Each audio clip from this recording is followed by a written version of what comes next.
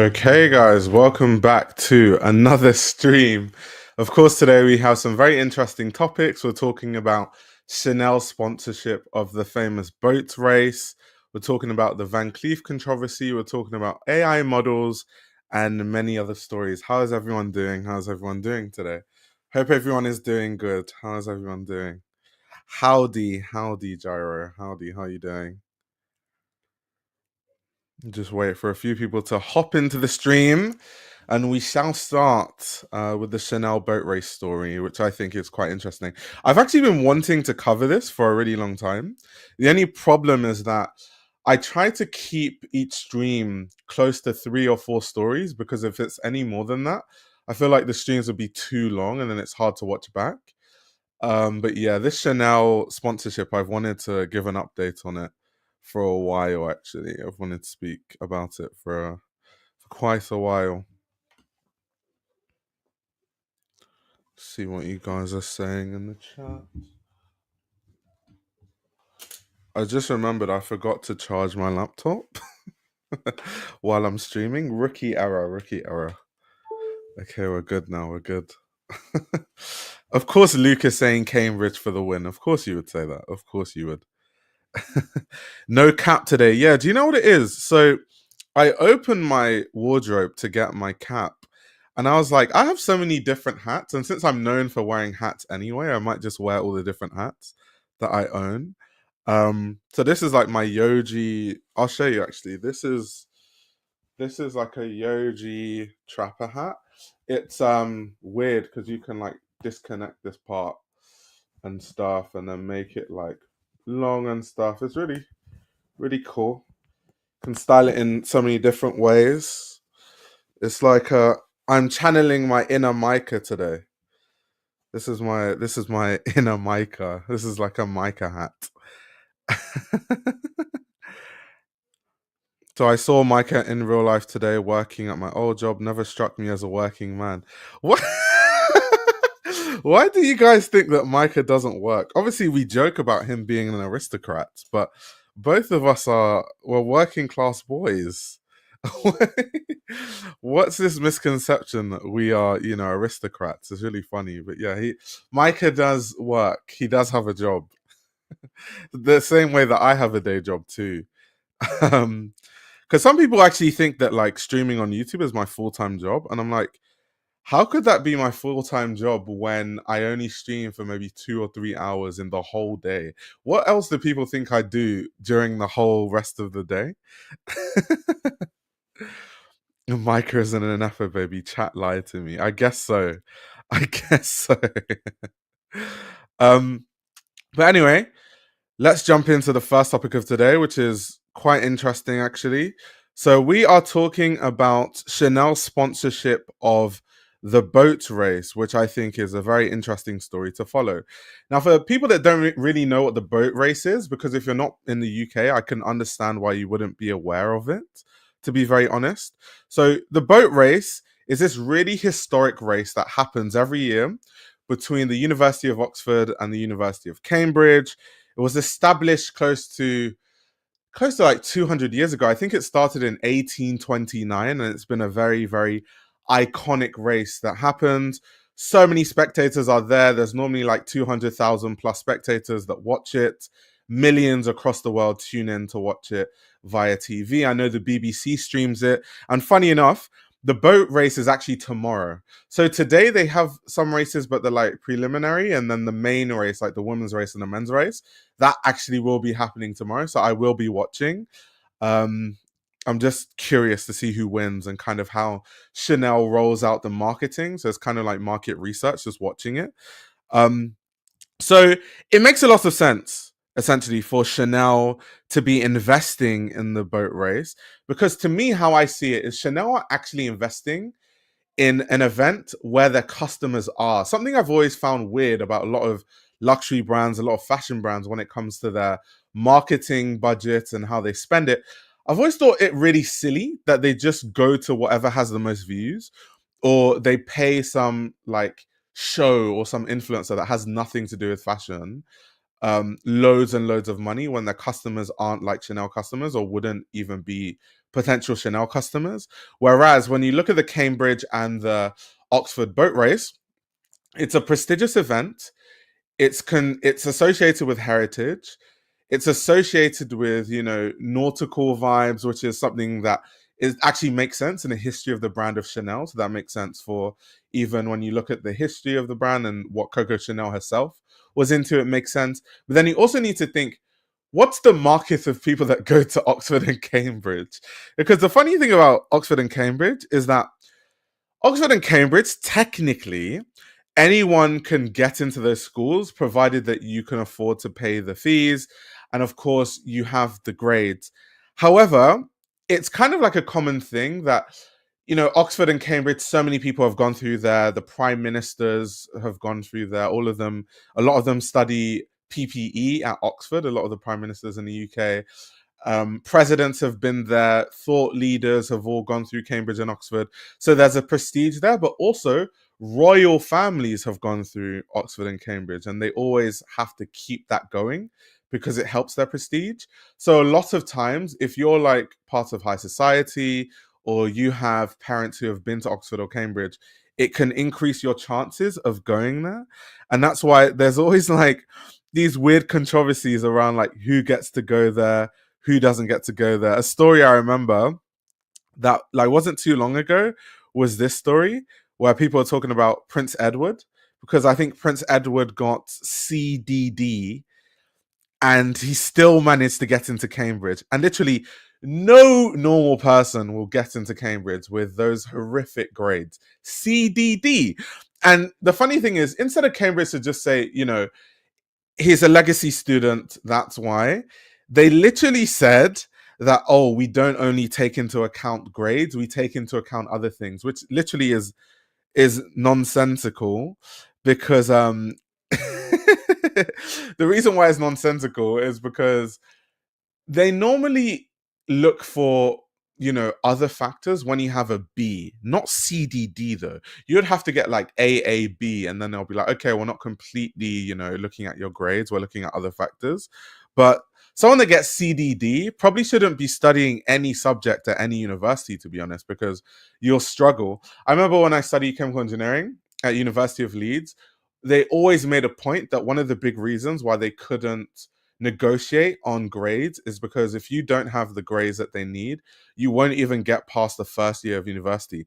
And it's so true, because even some people that still got those grades in, A levels, they still struggled and, left after the first year of studying chemical engineering. So someone that gets CDD, I just can't imagine how you could possibly cope with any of the courses, to be honest. But I say all of this to say that these are the associations that come with Oxford and Cambridge. So this is why, to me, it made a lot of sense for Chanel to be investing in such a historical boat race. Historically, Coco Chanel was actually introduced to sailing by the Duke of Westminster, who owned a yacht that was called the Flying Cloud. Also, she was a major person that used to always go around the French Riviera, and that's where that's what added to her design language when she started having a lot of those nautical inspirations in her designs. And the Chanel team has said that, of course, yachting isn't the same as rowing. They're not completely the same. However, the boat race kind of fits perfectly in that sort of elegant nautical history that Chanel has, and they see the parallels there. Another interesting point and fact is that this is actually Chanel's first sponsorship of an event, like first endorsement ever in their history. So that's why a lot went into it, a lot of thoughts went into it, and they had to make sure that it was the right thing. They're also using this boat race as a means to promote their watches.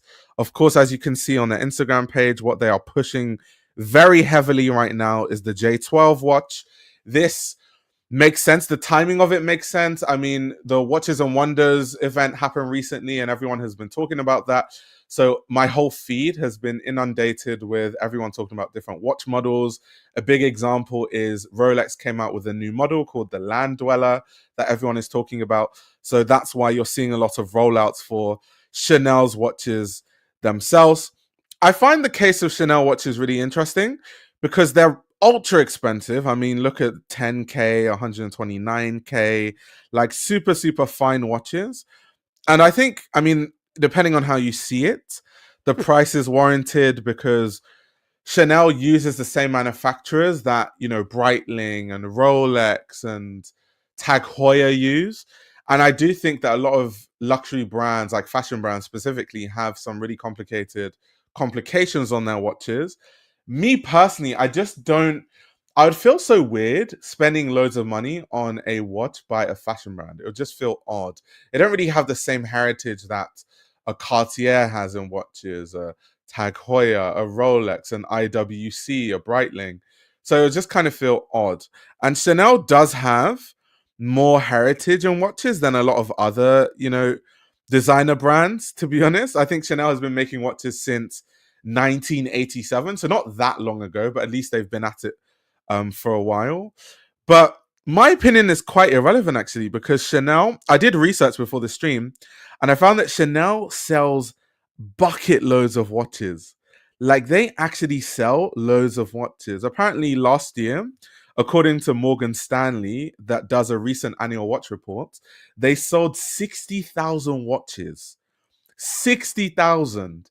And they made 380 million Swiss francs in revenue, which is insane. I'm like, who is buying these Chanel watches? Clearly some people, there's a massive market for these watches, clearly, even though they're crazy expensive. But me personally, I would rather buy a Cartier watch or an IWC or a Breitling or, you know, a Seiko or those kind of watches over a Chanel. But that's just me personally. But yeah, so this is the watch that they've been pushing a lot, the J12. That's why the boat race is also called the J12 boat race. Like I said, they're a massive, massive sponsor. And I think it makes all the sense in the world. Something I think is a massive missed opportunity, and I don't know why, you know, other brands weren't doing this, is why weren't British brands working with the boat race? Why weren't they sponsoring the boat race? Why aren't they more involved? Burberry would be the perfect company to sponsor the boat race. I mean, Burberry is British. When you think of Burberry historically, you think of the greater outdoors, you think of, you know, the trench coats that people were wearing during the World War. You think of the boots that Burberry used to make. You think of waterproofing.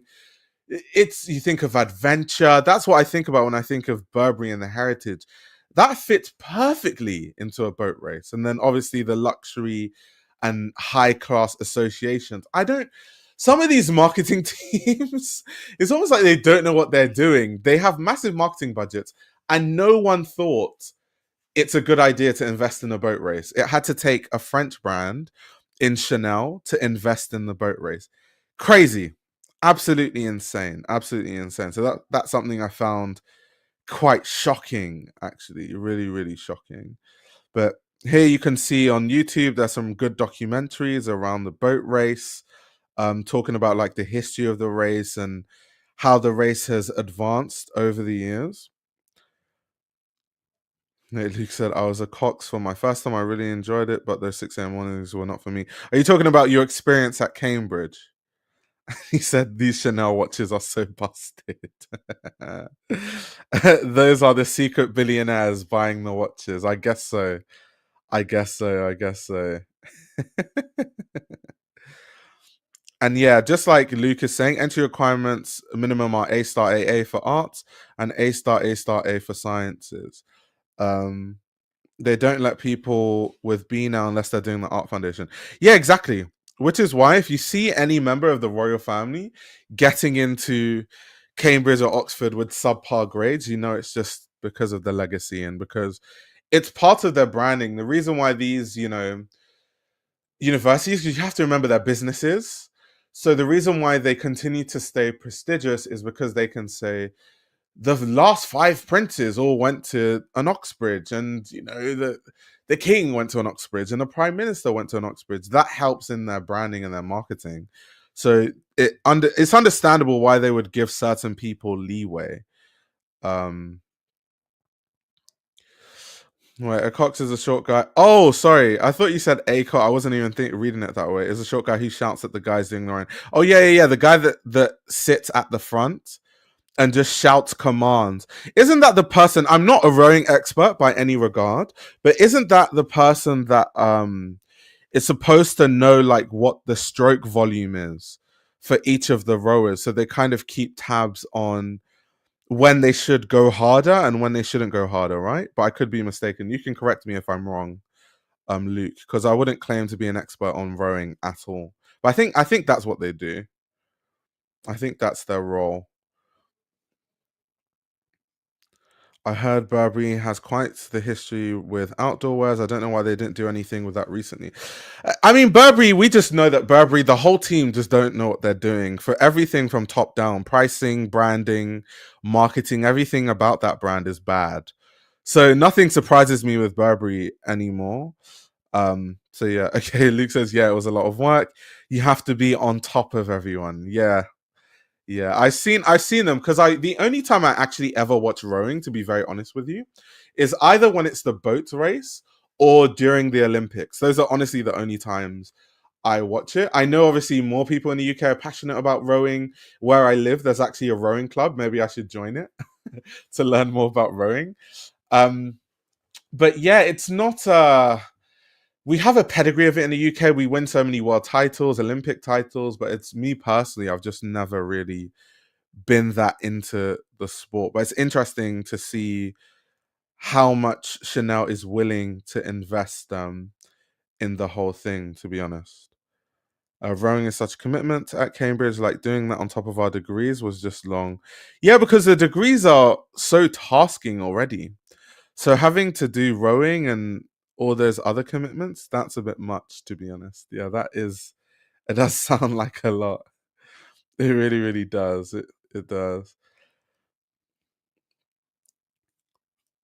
Let's see. Cambridge men's president. So fancy.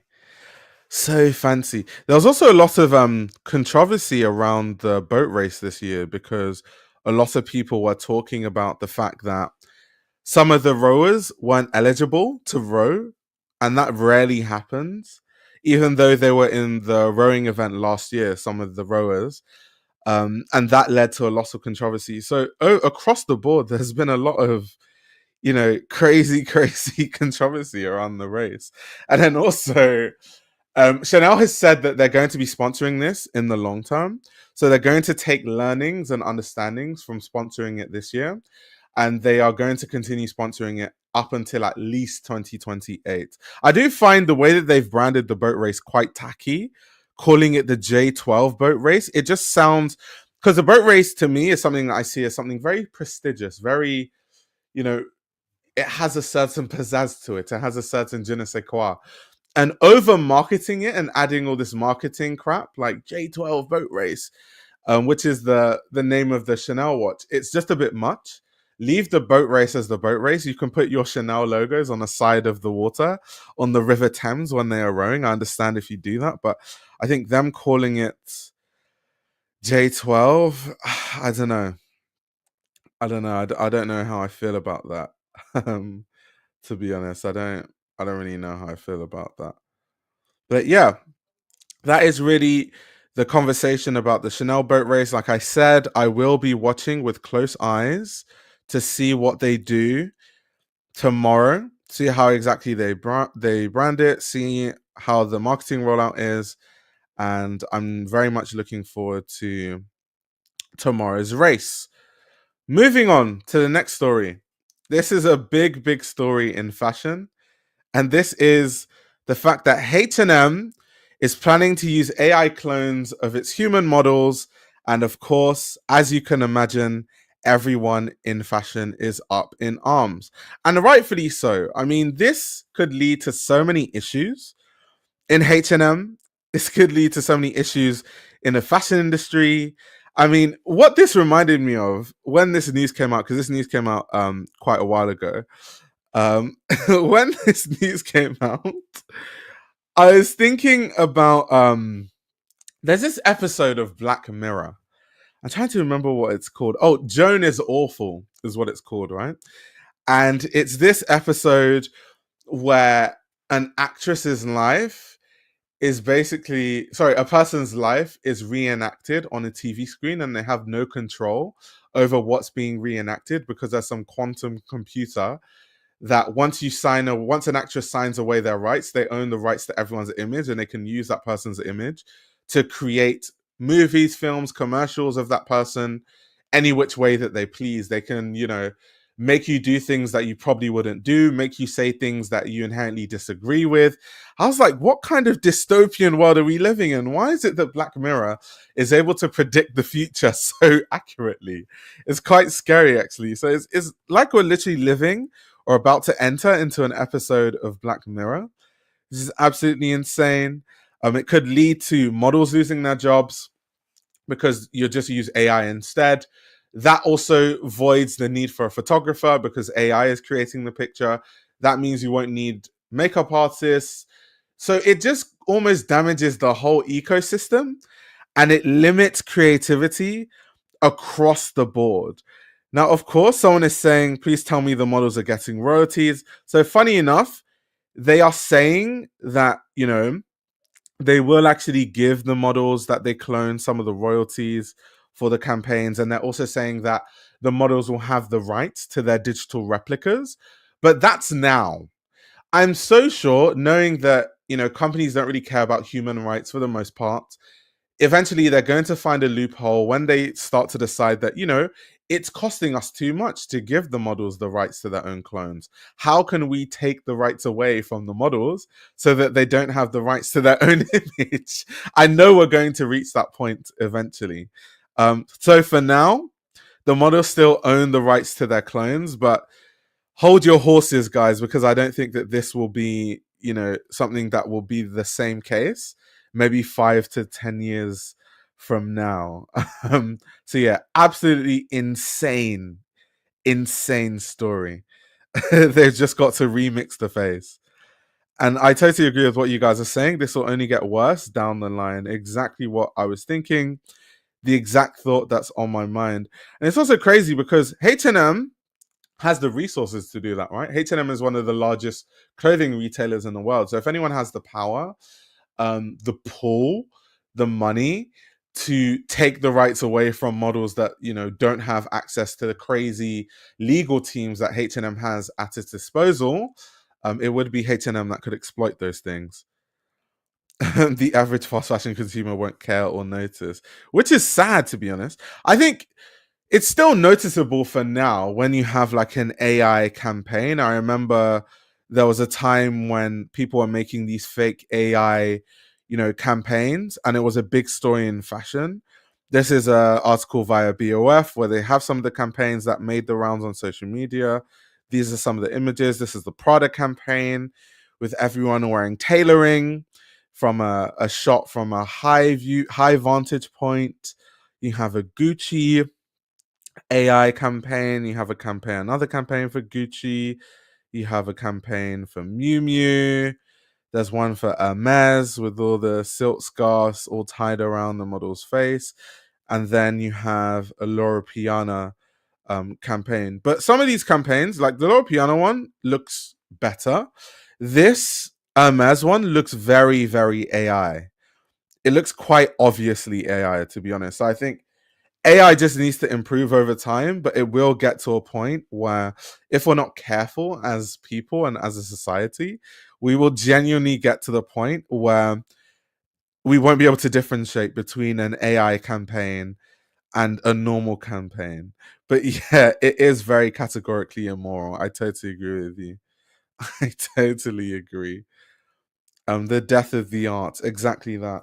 And I saw a YouTube video. I'll share this YouTube video with you guys of someone who was talking. I think his channel was around like this AI software, and he was talking about a way that you can use AI models for your e-commerce images, so you no longer have to like hire a model for your e-commerce. You can just do it the AI way. So I'll share this video with you guys, and then I'll react to it in real time.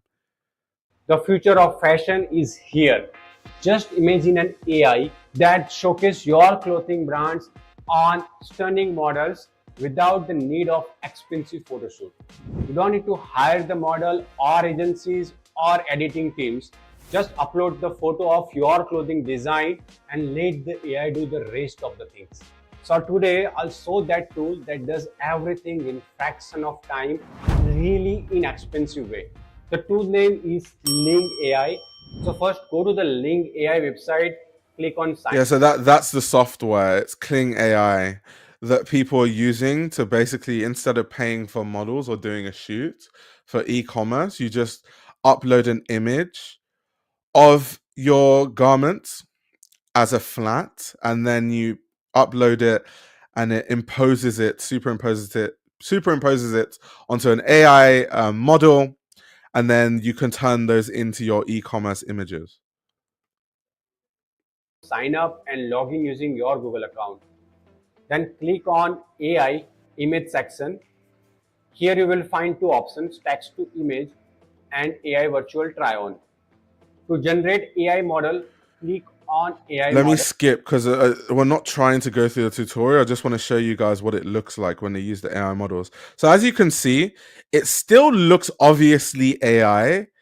And if you run like any serious brand, you cannot have models look like that AI. It just looks weird. It doesn't look, people will just be like, what the hell? Um, so I think that a lot of improvements need to be made in terms of like the graphics and how realistic AI looks. You can see here, it just looks so obviously AI. It looks quite annoying, to be honest. But as it improves, I think that's a disaster for modeling as an industry, to be honest. And Elle says, I can understand this from the standpoint of a small business just getting off the ground, though. I totally agree, because probably you can't afford to do all these like shoots for the models and stuff. But I just think, what does it say for overall creativity? And then what happens when these things get out of hand? Because one thing about me, call me a pessimist, but I don't like too much technology doing everything, because I always feel like, what happens when the technology gets smarter than us? Are we going to be in a movie where all the AI starts killing us one by one or something? That was another episode of Black Mirror, by the way. Um, so I don't like us deferring to technology for absolutely everything in life. I think we need to, actually personally do things ourselves sometimes. Isn't the look stunning? No, it doesn't look stunning, but it might do soon. But it doesn't look as stunning as maybe he thinks it does. It very obviously looks like AI, like very clearly looks like AI. Let me just see if he puts any other outfit on the model. So yeah, once again, he superimposed two different t-shirts, a white t-shirt and a pink t-shirt onto the models. But yeah, it doesn't look great, but we'll see how this looks in 5 to 10 years. Okay, says, honestly, to the untrained eye, it looks believable and not half bad. I feel like they're close to making it look realistic. Yeah, for sure. I'm not trying to be a contrarian, but AI has changed my life, even financially. I love that shit. Just envision it as your PA to get your real life shit running smoothly. So, what happens when that PA has its own intelligence to the point where now it knows every single fact about you, and then it decides to, you know, trip you up or kill you? Obviously, I'm joking, but I'm not. Is it good for AI to know your every move and everything that you do during the day? I don't know. Call me a pessimist once again, but I don't really know. I don't know about all of that, to be honest. Technology should exist to enhance and extend our lives, not take over them. Yeah, that's kind of where I'm with it when it comes to the implementation of AI and all these other things. I think I'm more undecided than anything else, similar to what Rachel is saying, to be honest. Similar to what she's saying. So yeah, it sets a horrible precedent for the jobs of photographers, stylists, people that are hairdressers, hairstylists, makeup artists, producers, set designers, people that are lighting experts, photographers, videographers. Can AI come in and basically take all these people's jobs and sort of uproot all those industries one by one. And do we actually want that to happen? Do we think that that's a good future to go into? But anyway, going back to the CNN article, something I found really interesting is that H&M is calling these AI clones digital twins, which is what they're exploring as far as their models and exploring. They're still exploring how exactly their digital avatars are going to be used. I'm curious to see exactly what the rollout of that will be and what the legality of it will be. I really want to know how that works legally. I'm so curious to know how that works legally, because I think it's absolutely and utterly insane that this is happening. And of course, as these companies always do, in a statement, H&M said that they want to carry out this initiative in a responsible way. I'm like, what is responsible about anything that H&M does? Do you know how many human rights violations H&M is is guilty of? I do not trust H&M saying they're going to do anything in a responsible way, and I don't expect them to do it in a responsible way because it's H&M. Like, what else do you expect, to be honest? I think sooner or later there will be laws made that protect our own faces as our copyright. Yeah, I totally agree, because that Black Mirror episode that I talked about, Joan is Awful. Let me actually show you guys. I won't show you the film, obviously. I can't show you that. But I'll just kind of explain to you what was going on. So essentially, there's this actress and she signed. So I think it's supposed to be Netflix, but obviously they couldn't use the word Netflix.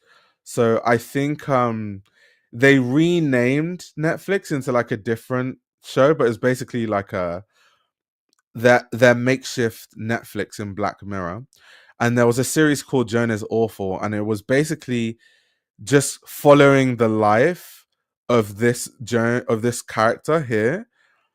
And basically it was a TV show specifically about all her thoughts and everything she does in a day. So she started losing her job because of it, because people actually started to figure out who she hates, what she thinks, all those kind of things. And the actress didn't agree with her image being used that way. The person whose life was being toyed with didn't agree with that, but they had no rights. And it's crazy because I think that's where we are heading.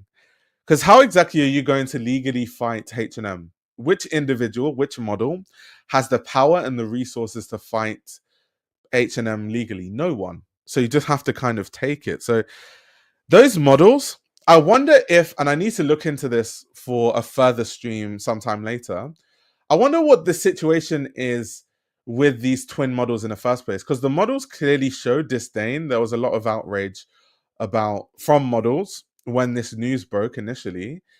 So did they tell these models that, oh, we're going to clone your image and we're going to make an AI clone of you, sign this contract? Like, do they know what they're getting themselves into?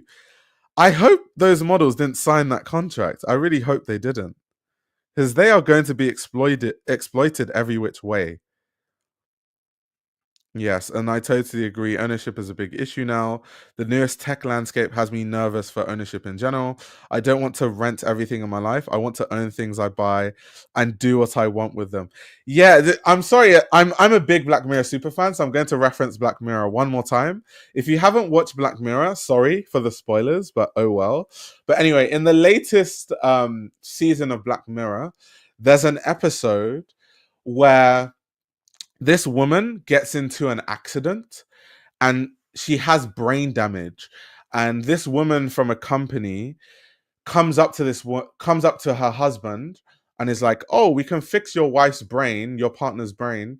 All we need to do is just insert this microchip into her brain, and then the AI will kind of connect to all the other parts of her brain, and she'll come out of the coma and she'll be completely fine.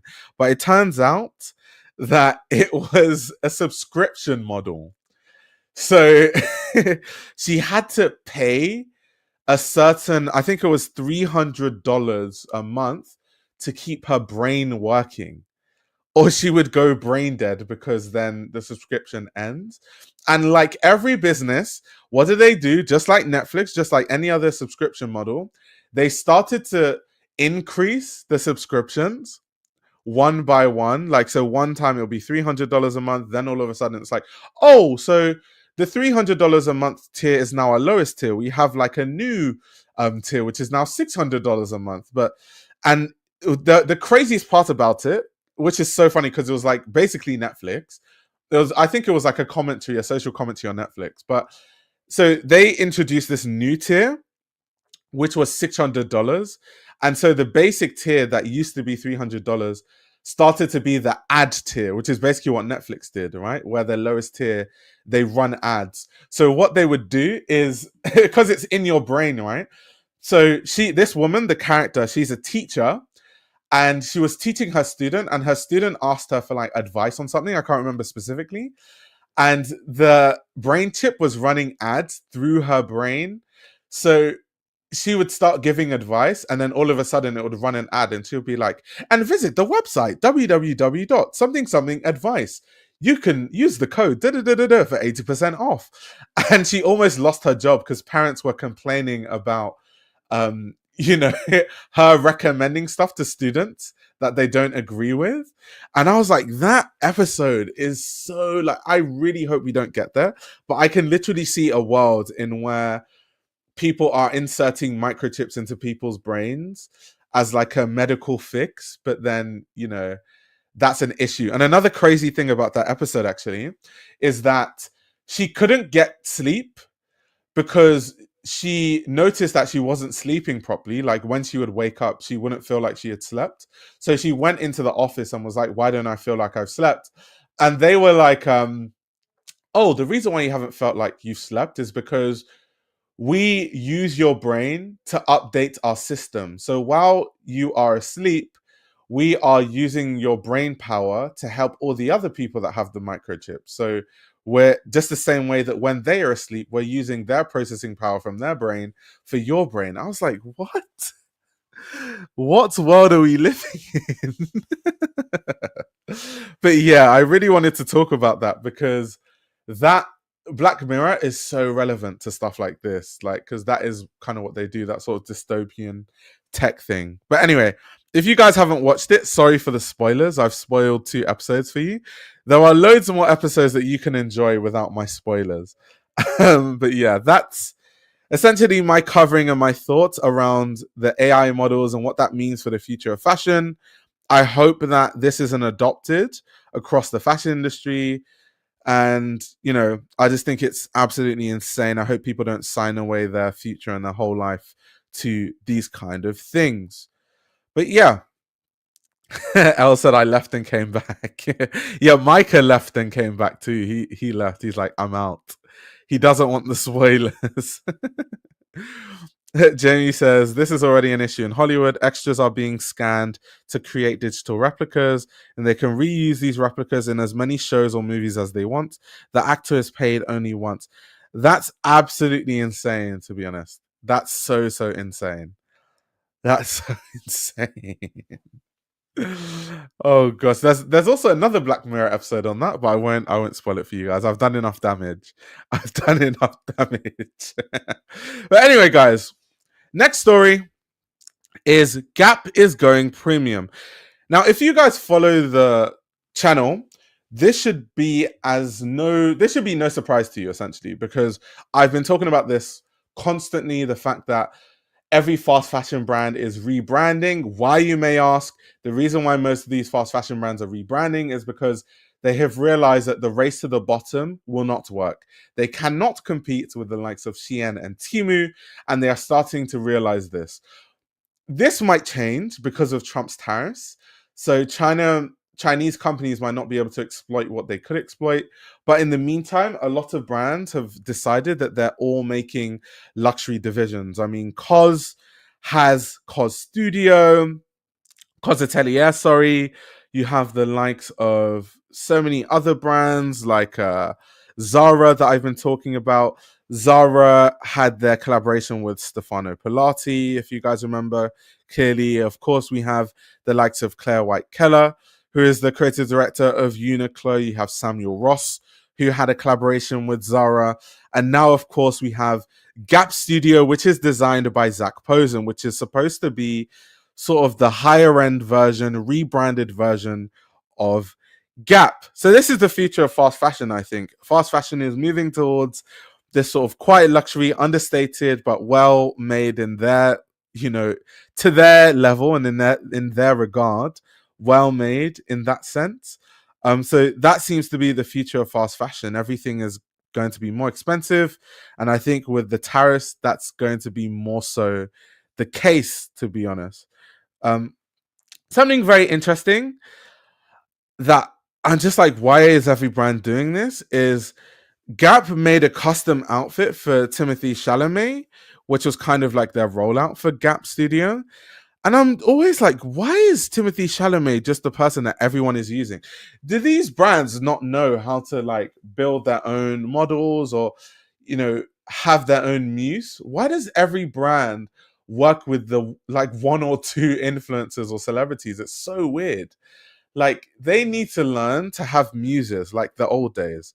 I love when brands had their own models and there were models that you would associate with a brand, or the same way that like Jared Leto, when Alessandro Michele was at Gucci, you kind of saw him as, the Gucci person. The way that Nicole Kidman is like the Demna Balenciaga person. I like it when it's like that. When every brand uses the same Timothy Chalamet, it's just so derivative. It's not creative. It's bland. It's thoughtless. It's not creative. I just don't know why all of them do that. It's really, really annoying. They don't have their own ideas. They go after whoever / whatever is hot at the moment. But it just shows a lack of creativity in any sense. Like no creative bone in their body at all. It's like, who should we cast? Who should we send this to? Timothy Chalamet. It's like, Jesus Christ. Do we have any creative ideas over here? Where's the creativity? But yeah, we have some of the campaign images from Gap Studio. Of course, massive budgets in this rebrand. So you have the likes of Anok Yai, all the big models you have in Mon, as you can see, all the big models, all the big names. Alex, Konsani. I wonder how much it costs for them to do this whole like Gap Studio rollout. I actually want to look at the Gap Studio collection on their website because I haven't actually had a look. I wanted to review it live on stream. To be honest, Luke says fashion is literally on life support, financially and creatively, to be honest. And also, like Stream Elements is saying, if you're enjoying, please give us a like. Please give us a like. But yeah, let's. Inside Gap's New York HQ, we built a creative studio where we design looks for the red carpet and the Gap Studio collection, a place where we'll invite visionary talents to create with us in the future. I also think that that's a very, very important thing to note because Zach Posen talked about this in an interview with BOF, where he was talking about that Gap Studio will house special projects, right? For celebrities and red carpet dressing. So Gap Studio can be this kind of place where they can collaborate with different celebrities and actually make their red carpet dresses or their red carpet looks. So it has like a bespoke element to it. So of course there will be the Gap Studio in the sense of like these collections that they launch for the public that's more expensive than the usual Gap stuff like Gap mainline. But on the flip side, it also has this bespoke collaborative effort to it where they're going to be working with a lot of celebrities. I don't really understand what the long-term play of that is because most people, if they want bespoke things made, are not really going to go to Gap unless it becomes like really affordable. But I can't imagine it will be because anything bespoke is not really that affordable.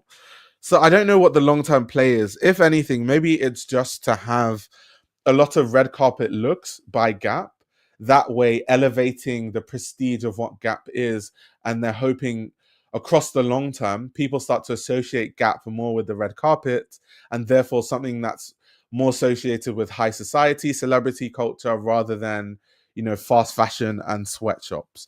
Whether that will actually work, I don't really know, but it's an interesting strategy and a strategy that I haven't really seen be implemented before.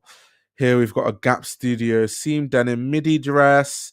Let's look at the full details. I need to see some of the fabrics. We need to have a look at some of these fabrics, guys. And it's sold out in size 8, 10, 12, 14, 16. So I don't know what the quantities are, but clearly, commercially, it seems to be doing quite well. I mean, aesthetically, it's a nice dress. I need to see what the product details are, though. Like, what are the fabrics? Okay, 70% lyocell, 10% polyester, 10% cotton, and 10% elastane. I mean, any denim that is 10% cotton cannot be good denim. So we already know that the fabrics are going to be absolute garbaggio, even though they're charging those higher prices. Like this dress, for example, is close to $200. $200 is not like crazy expensive, but it's definitely expensive. Like you have to think before. Most people have to think hard before they spend $200 on one dress. That is quite expensive for most people, to be honest. But yeah, charging that and 10% cotton, I think is quite atrocious, to be honest. I think that is insane. Uniqlo's approach with Christophe Lemaire and Claire White Keller works much better than these premium fast fashion ripoffs of other luxury brands. Integrate the designer into your brand and create something unique. Yeah, I totally agree with you. I think the thing about Uniqlo, though, the reason why, the Lemaire Uniqlo or even Claire White Keller's Uniqlo, the reason why it works is because Uniqlo is already associated with that minimal aesthetic. It's the place where you get your minimal clothes, your basics, your everyday basics. That's kind of what we associate it with. So, and it's like good quality as far as fast fashion is concerned.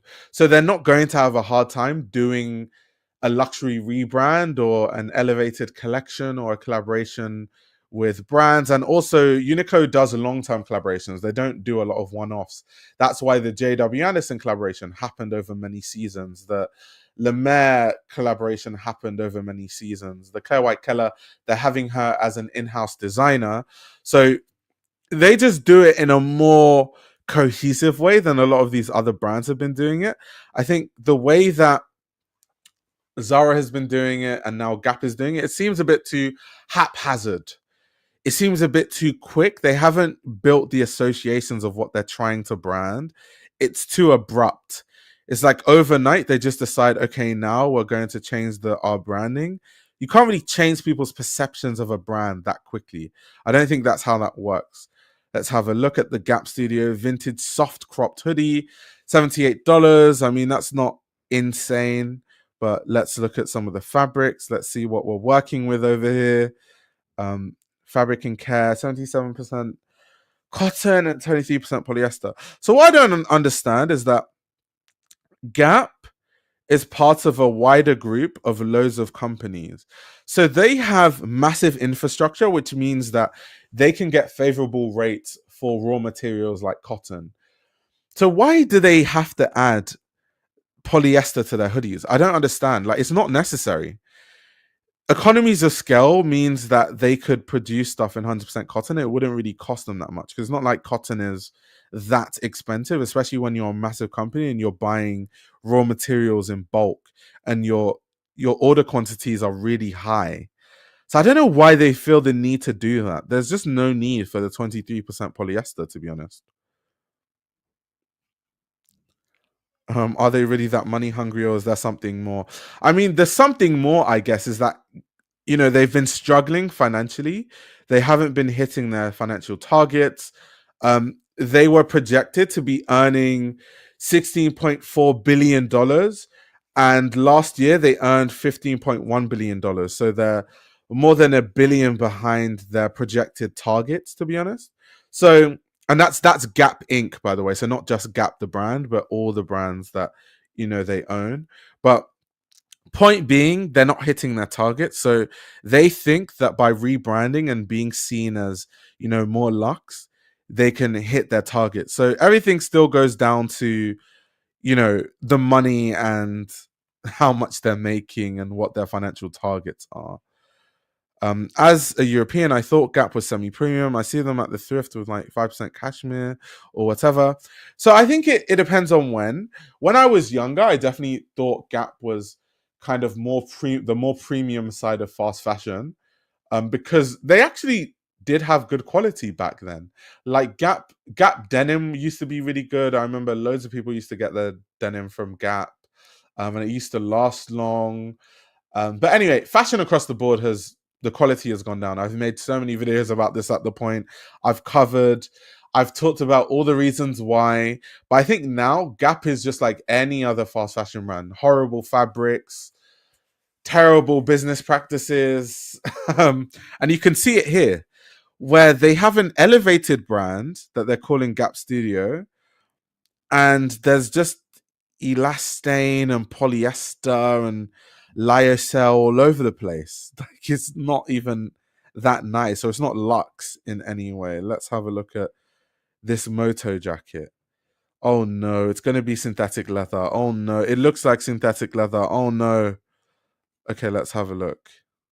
This is going to be really annoying. $228, guys. $228. Let's see what the fabric is. It looks like a horrible leather. I'm not going to lie to you. Okay, so it's actually, it's not even leather. It's not even leather. It's 95% cotton and 5% recycled cotton. That's cool. It kind of like a moto style, but if you go closer, it's quite clearly, it looks more like a denim sort of fabric that they've made out of it. Okay, that's cool. It's not as bad as I thought it was going to be. I thought it was going to be plastic. I thought it was going to be synthetic leather. I was about to lose my mind. I was honestly about to lose my mind. That's one of the better pieces in the collection from a fabric standpoint, I think. The hardware also looks good. That's really cool. Let's look at the belt. I mean, the belt kind of looks really cheap. The eyelets on the belt look horrible quality-wise. The zip looks quite substantial. So, not that bad. I think there are many better ways to spend your money if you're spending $228 on this style of jacket. But it's, by their own standards, this is not that bad, to be honest. It's not that bad. Let's have a look at some of the other pieces, though. Let's have a look. The denim, we already know what that's made out of. You've got Alex Kansani in this poplin maxi shirt dress. Let's have a look at what they're doing with the shirt dress. $158. Let's have a gander. Okay, so fabric and care, organic cotton, 100%. Maxi shirt dress. I don't really like the style of it, to be honest. I think I don't like how it's designed. I think the sleeve looks, I don't like the sleeve length either. But that's just personal opinion, though. That's just my personal opinion. So, guys, there you have it. Gap Studio. Gap Studio, guys. I want to see if there's because when you click on the Gap Studio thing, this comes up. If you click shop, let's see. Okay, yeah, it comes up this way. So let's have a look at everything else that's in the collection.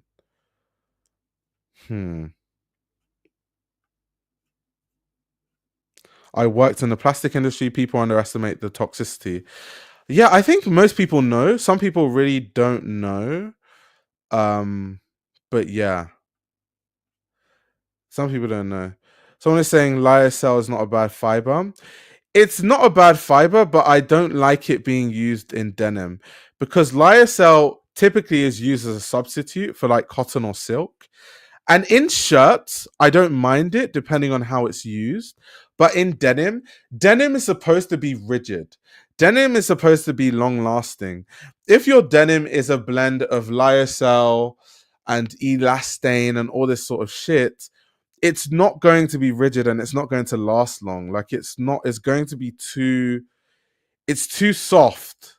It's not substantial enough. So I think lyocell in a vacuum is not necessarily bad, but not for denim though. I don't like its usage in denim at all. I'm not a fan of its use in denim. I think it works for certain kinds of dresses, it works for certain shirts, but not denim. The way he cuts dresses is great, but his overall design aesthetic is plain. Also, the thing about Gap Studio, which I don't understand, which is why I almost think it's pointless, is it just looks like every fast fashion brand that has done a rebrand, their clothes look basic as hell. The clothing looked boring as hell, no identity, nothing interesting, plain dresses, cropped hoodies. It's the same thing with the Uniqlo Claire White Keller thing. It was hoodies. It was, everyone is doing the same thing. As a customer, how do you even choose? Like, what are you going to buy? Uniqlo by Claire White Keller or Gap Studio or Cos Atelier or another one of those things? They all look the damn same. It's just so uninteresting. And the designers, I don't know why they're doing this, why they're all making clothes that has no identity and it literally all looks the same.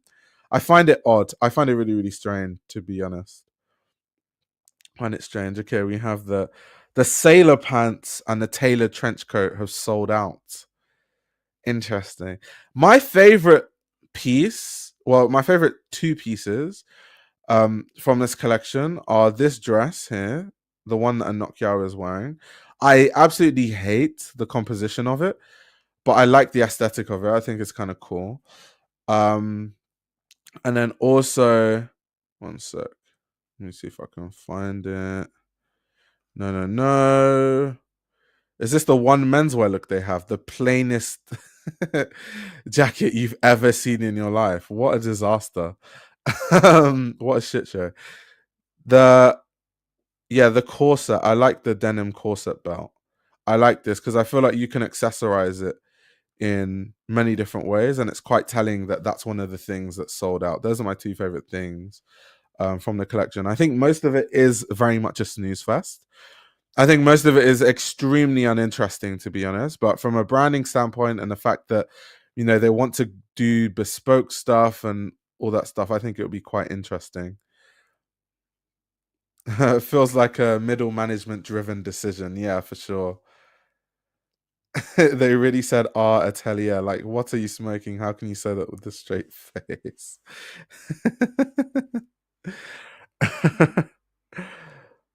It's weird seeing them lean into studios. What happened to the Gap jumpers? Yeah, I know. Yeah, Cos is better designed. But that's because it's just copies of actual designs. Yeah, Cos is a copy. What happens when you mix copies of Lemaire, Phoebe Philo, and The Row, and you kind of mix it all together, and then you turn it into a cheaper brand? That's basically what Cos is. But Cos is way better than this, for sure. I definitely prefer what Cos does to anything I'm seeing here from this Gap Studio collection, for sure. Like, yeah, the clothes literally have no personality. Zach Posen's design is always plain and uninteresting.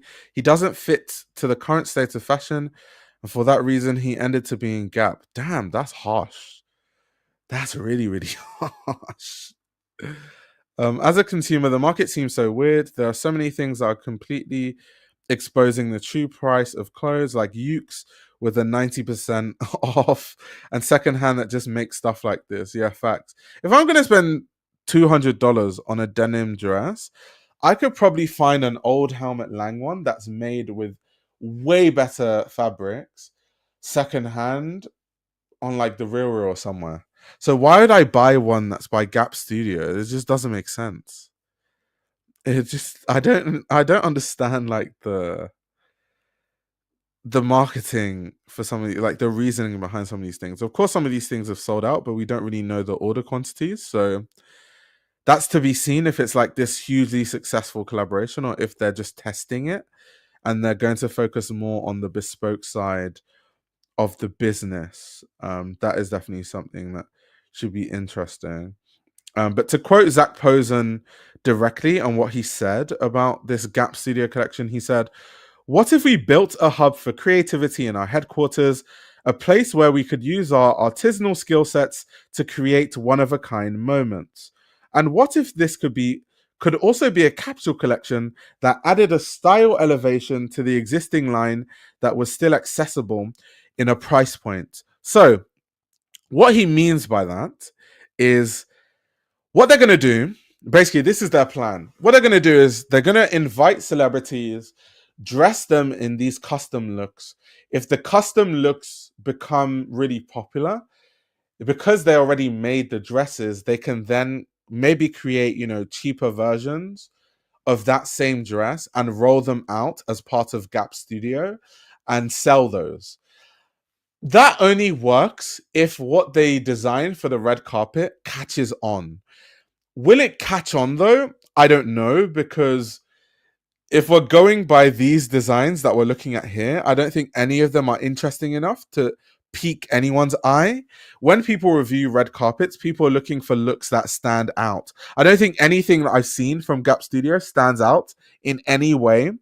And so it's a cool strategy in theory, but I can't see how people are going to see a plain dress on a celebrity and be like, oh my God, it becomes like a cultural phenomenon, and then everyone's like, oh, we need to buy it, and then Gap are rushing to make it via their Gap Studio. I just cannot see that happening personally. I just don't see a world in which that happens. But it's wishful thinking though. Wishful thinking. So this is one of the rollouts that they're talking about.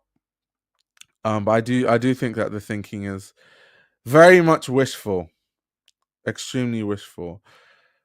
Let's go on the Gap Instagram and see what they're talking about on their Instagram page. Because this collection came out quite recently, so it's not even been out for a few weeks. So I'm sure that's what they'll be pushing on the Instagram page. Yeah, once again, we've got Iman, Anok Yai, Alex Kansani. We've got the Gap Studio campaigns in black and white. They always feel like when they say Collection Zero, it's fancy. Everyone has been doing that. Gap Studio, Cos Atelier Collection 04. It's something all these brands have been doing to kind of feel or seem or come across more elevated. I do find it quite funny. It's quite hilarious. Okay, let's see some more of the Gap Studio stuff. They've got the campaign. And that's what it is. That's what it is.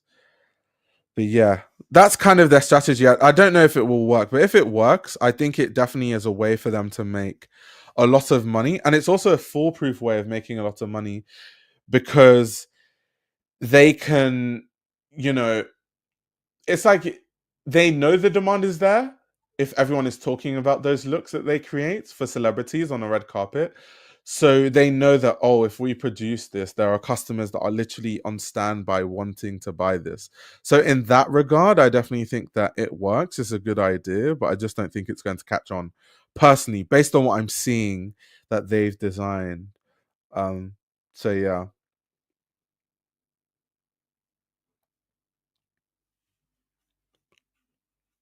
Gap and Ye collab would break the internet. We're gonna leave the Gap and Ye thing in the past though. I wonder how long it is till someone like Primark tries to do this. It's coming. We've already Uniqlo is doing it, Zara is doing it, H&M is doing it, Gap is doing it. Like, it's only a matter of time before Prada. I said Prada before Primark does it. I think it's only a matter of time, to be honest. I think we're well and close to that moment in time. So yeah, that's my review of the Gap Studio collection. Not the greatest fan, but I do think that they have a good strategy if it works, and that's to be seen. But let me know in the comments if you think that this strategy of Gap will actually work, and do you think it will catch on, and what are your thoughts on the Gap Studio collection as a whole and all these fast fashion brands rebranding. Now, last but not least, we are going to talk about the Van Cleef controversy. I didn't even know much about this, to be honest. People messaged me on Instagram talking about it, and some people asked me to talk about it via the stream. So here we are talking about the Van Cleef shebang on the stream. So a quick summary. We're going to watch the content creator that had the viral video, but essentially she bought these she bought a jewelry piece from Van Cleef and Arpels, and the gold was tarnished very quickly, to which she complained about it, of course, had an issue with it, went to Van Cleef to ask them if they could like fix it. They supposedly fixed it. It wasn't perfectly fixed. um, so at that point, it left a bad taste in her mouth because it still had the tarnish on it. At which point, they offered a refund after she talked about it on social media and it became viral. So they offered her a refund. And then there's more to the story, which we'll get to, that I thought was absolutely ridiculous, but we shall get to it. So we're going to watch everything from her actually talking about buying the piece, to her buying the piece, to her being gaslighted by Van Cleef and Arpels, and then the fallout that happened as a result of Van Cleef's horrific customer service. So let's watch together, guys.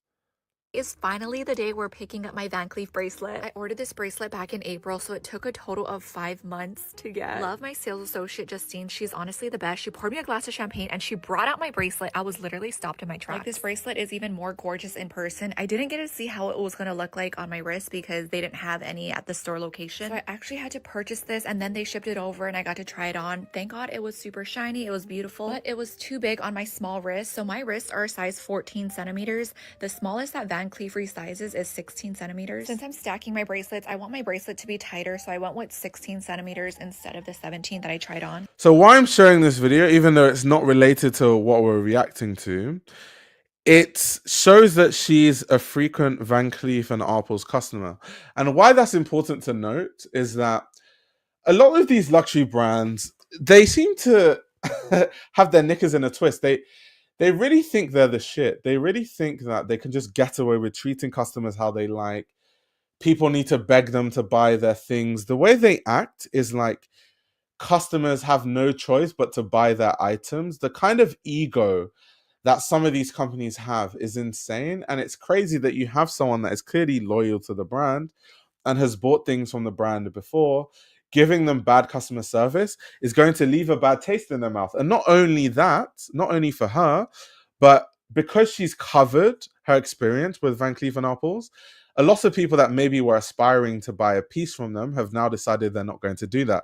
And that has been a lot of what people have been saying in the comments on TikTok around her coverage, saying that, they're boycotting the brand.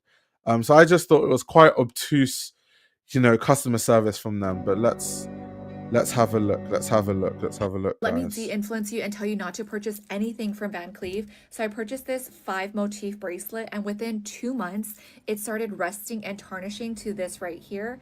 Mind you, this is an 18 karat yellow gold. It should not be tarnishing. So they cleaned it 2 times with the ultrasonic jewelry cleaner in store and then they shipped it off to New York City to get it professionally polished. I received it back yesterday from getting professionally polished. When I voiced my concern that I could still see the tarnish, the manager of the store had the audacity to make me feel as if I'm blind. That tarnish is so obvious that, like, what? Look at how bad and obvious and apparent it looks. That looks atrocious. First of all, my understanding is that this doesn't happen very frequently to their pieces. So this is, of course, probably like a one-off incident.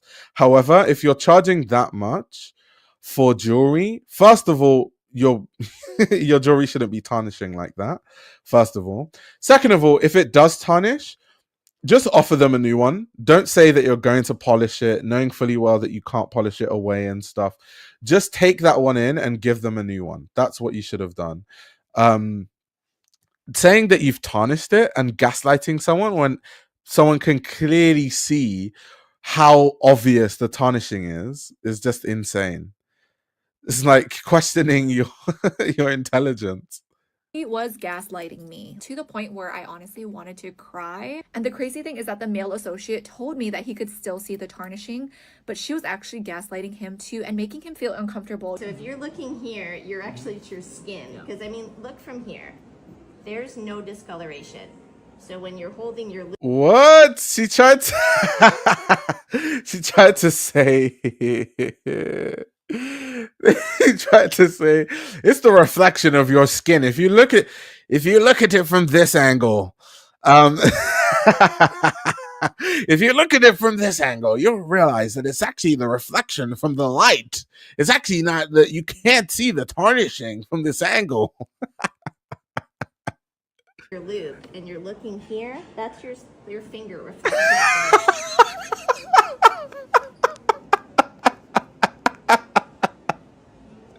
It's actually But if you guys no. This woman is ridiculous. She said, if you look from here, it's actually your finger. If you look from this angle, it's actually your finger. I don't see it. But if you guys It's not as obvious now. yeah.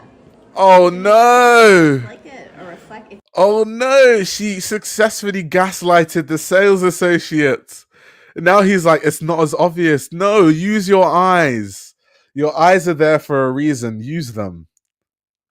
it's like a mirror No, I need to run that back. That gaslighting was iconic. reflection in it. Your skin. Because I mean, look from here. She said it's your Feel skin. him That's too, and crazy. making him feel uncomfortable. So if you're looking here, you're actually it's your skin. Because I mean, look from here. There's no discoloration. So when you're holding your loop and you're looking here, that's your finger reflection in it.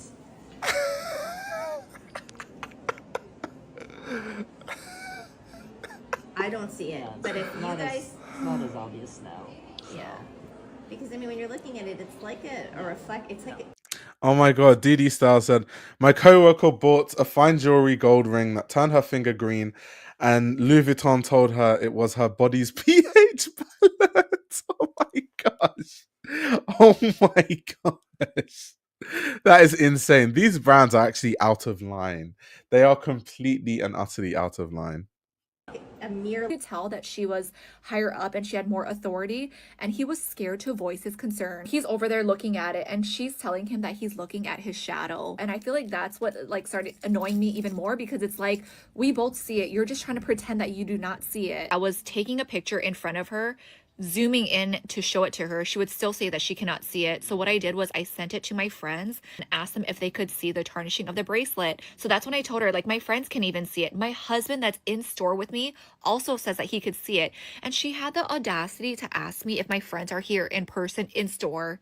And clearly they're not here. And so I'm even shocked that she even would ask me if my friends are here. Like, what kind of rude question is that? So the manager gave me two options. Either I pay $180 for me to ship this bracelet back to New York City to get it. First mistake there. So many things have gone wrong already. Too many things have gone wrong. First of all, you have the person that works there gaslighting the sales assistant and the customer into thinking that the tarnishing isn't there when it's so clearly there. Then, not only that, you are literally telling this person that they have to pay $180 to ship an item that they bought with their hard-earned money that's faulty. If you're a brand owner, once a customer has an issue, you're supposed to be scrambling to fix the issue. The last thing you should be doing is, by the way, spend more money to send it to us since we didn't polish it or fix it the first time. Spend more money so that we can fix it. That is the most ridiculous thing I've ever heard of in my entire life. That is horrific customer service. That is so bad. And this is what I mean by a lot of these, luxury brands, they get too big for their boots. They honestly think that they're above everything and that people should be begging them to buy their goods. So silly. It's so silly. Get it professionally polished, which why would I do that? Because it just came back professionally polished and it looks like this. Or the second option was I could pay out of pocket to get this motif replaced. Clearly it's something wrong with the jewelry. Like, what is going on with the metal? This is gold, or is this something else? Because my gold pieces that I have from Cartier. So both options, that she has to pay for them.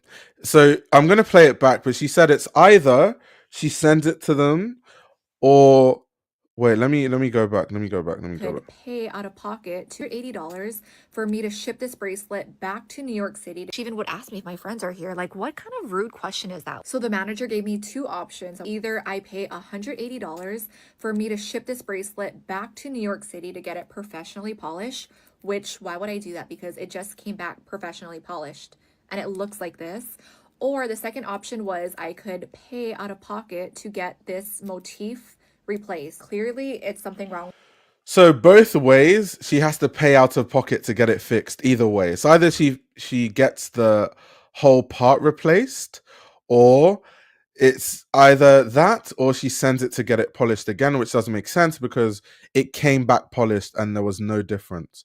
That is absolutely insane. Something that really shocks me about this whole story, other than the absolutely atrocious customer service across the board from beginning to end, is the fact that if she did not have an audience on TikTok, or if this video didn't go viral, like this video, I don't know exactly how many views it got, but just based off the fact it has 804.5k likes, is insane. Let me go on her TikTok page and see how many views it's got.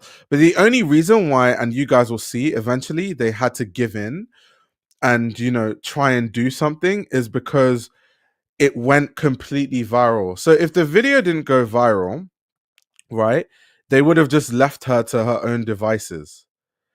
They literally would have, okay, it has millions of views. She has multiple videos on this topic with millions of views. So that's why it, you know, it was on their radar. But it's absolutely insane. 10 million views, 10.3 million views right now. Absolutely insane. So insane. And this is why, guys, I'm not the biggest fan of luxury brands. I don't really buy luxury brands often because this is what happens. They honestly think that they're above the law. It's like crazy, this kind of customer service.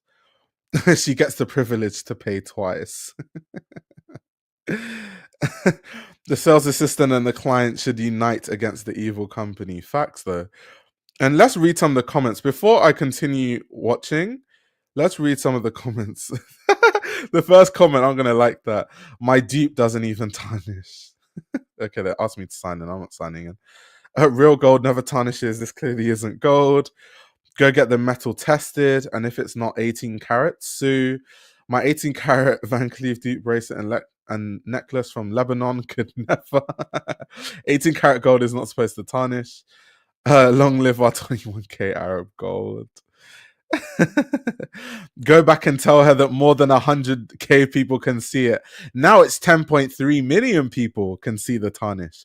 But that was crazy. That gaslighting was actually insane. It's like, if you look at it from a different angle, you actually notice that it's the reflection from your skin, because when you look at it from here and you see your finger, your finger is actually why it looks tarnished. I think if you look at it from there, that's why. I go, what? What are you talking about? Wrong with the jury? Like, what is going on with the metal?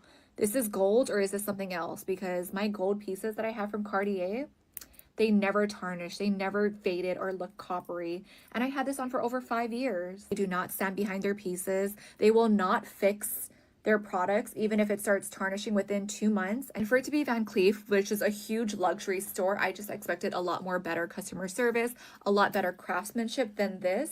It still came back looking tarnished. And also the manager just making me feel like I couldn't see it made it even worse. Like, that just topped it off. And I have a question for you. If this happened to you and if this was your bracelet and you had those two options, either pay to get it polished or pay to replace the motif, what would you do?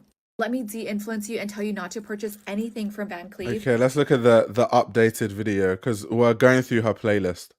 Part 2 of the Van Cleef bracelet purchase. I called customer service yesterday just to let them know that this bracelet is still tarnished, even after I got it cleaned 2 times with the ultrasonic jewelry cleaner. We also sent this to the Van Cleef boutique, and you guys still sent this back to me, still tarnished. And what the lady on the phone said, the customer service agent. What I want to know is it the people that work at Van Cleef, are they blind?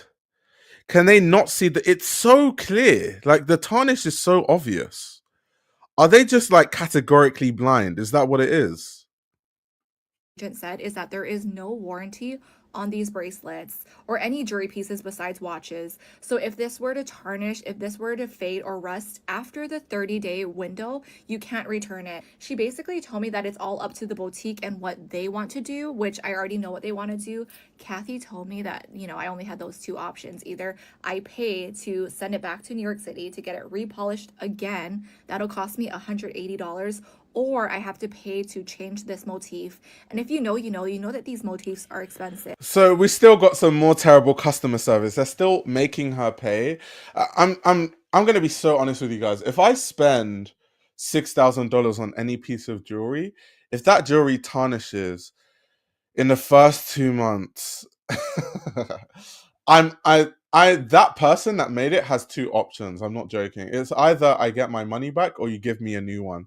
That I'm not trying to hear any other thing. I don't care about some a 30-day policy means that blah blah blah blah blah.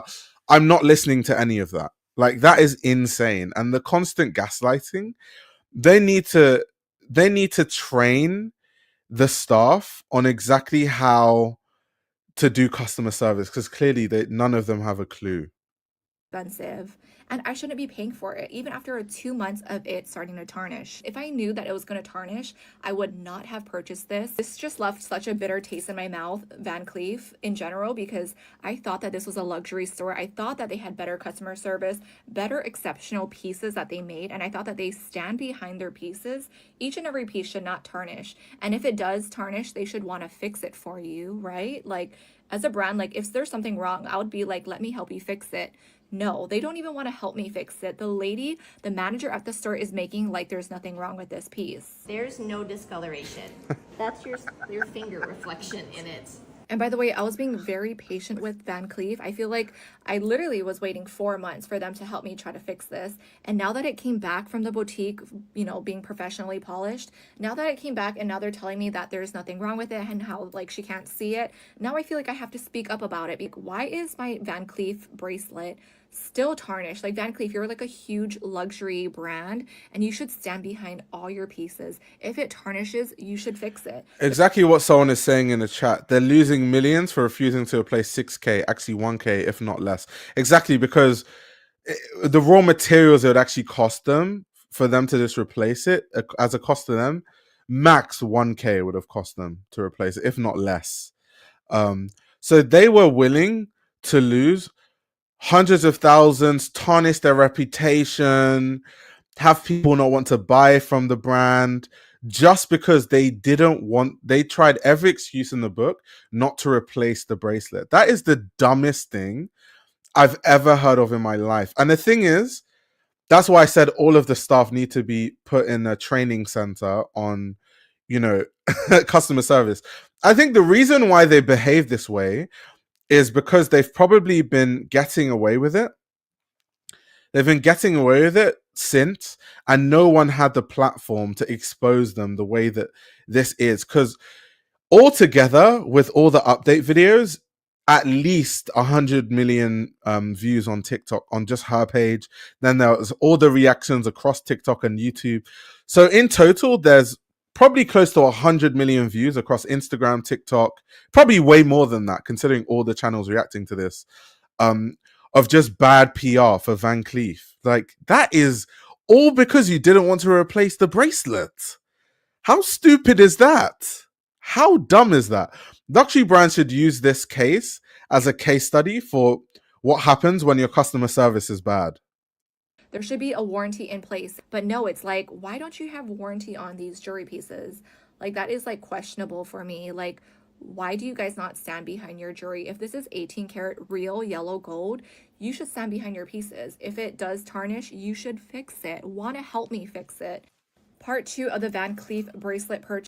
I enjoyed my bracelet. Everybody at Van Cleef that day was so nice to me. Of course, they're trying to sell you a product. I got champagne, I got chocolates, I got sent into the back room. Yep, we saw in the initial video, we saw the champagne, we saw them pampering you up, as the luxury brands like to do. I've never really, maybe I'm just a bit weird. I've never really cared for, like, when you go into a luxury store and they start offering you champagne and all that stuff, because how much is champagne how much is a glass of champagne compared to like the cost of what you're buying? So it's just like, whether they give me champagne or they give me some pastry, I can buy that myself. Like, just give me what I bought. Like, I don't really care about all that stuff. But it wasn't until like 2 months in is when I noticed my bracelet starting to tarnish. And I feel like ever since then, my experience went downhill. Really, at this point, the condition it's in, She really needs to actually get the gold tested, because no gold on this planet should be tarnishing after 2 months. They should have tested it. I don't think she did, because I know they collected it from her, and we'll get to that eventually. But yeah, she should have tested it. If you would complain about a stain on a piece of luxury jewelry you just bought and it's not even there and you made it up, the staff should still replace your product, whether the stain is there or not. Customer service comes first. I imagine Hermes and Cartier customer service would be like that. Yeah, but this is even worse because, like you're saying, I agree. But not only are they